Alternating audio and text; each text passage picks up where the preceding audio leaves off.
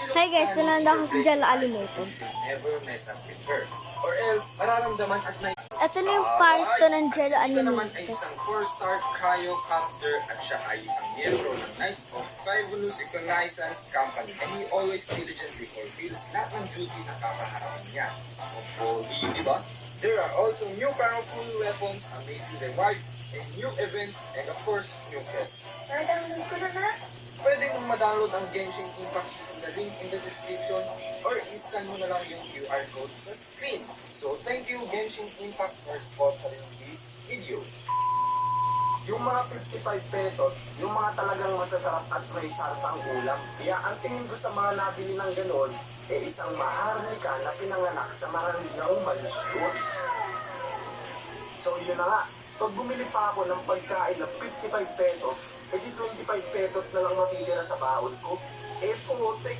Buti sana kung walang ambagan May ambagan sa group, may ambagan sa project, may ambagan sa Teacher's Day kahit masungit teacher nyo, ambagan sa Christmas party kahit di maganda yung mga palaro, tapos di pa masasarap yung mga pagkain.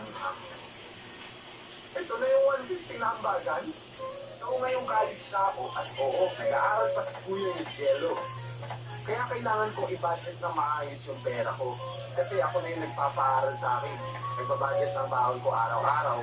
Talaga namang napakamahal mag-aaral. Tubig daw, P. Kaya kailangan, kasi baka makita nyo na ako bigla sa tabi-tabi habang nag-a-animate ng kalakuhan. Pero minsan talaga hindi natin may iwasang matuto, mag-crave, maakis sa mga mababangong fast food sa ating mga dinadaanan.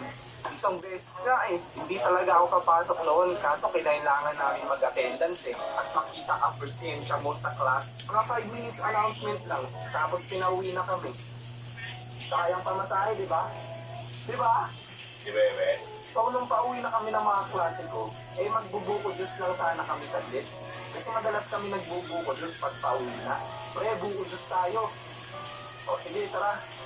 Ay, parang may buko Diyos dun sa may Javi. Ay, may buko Diyos pa doon. So, sa mga oras na yan, kinakabahan na ako, baka mapagastos ko naman ako. Kasi parang gusto nila kumain sa fast food. Basta pre, ako sa bahay ako kakain. Malapit ng bahay ko Tapos pagtapos namin magbuko, sasamahan lang namin yung klase ko na bibili daw ng pag para sa kuya niya. Yung mga bilihan pa naman ng mga anik-anik malapit sa maraming mga kainan at fast food. Siyempre, lakad dito, lakad doon. Natatakam na sa mga nadadaan ng mga kainan. Kasi pasado alas 12 na din yun Kaya kagasimot mo talaga doon mapapa.